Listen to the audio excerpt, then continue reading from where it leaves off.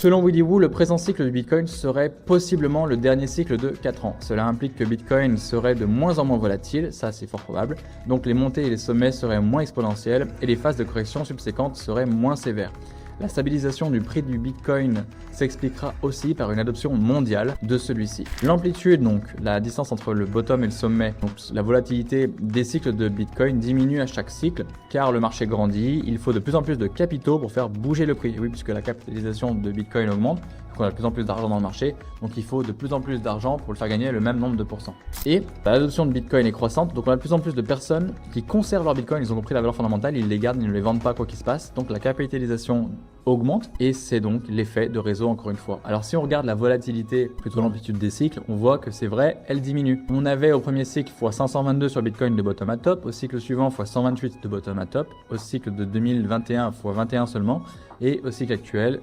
peut-être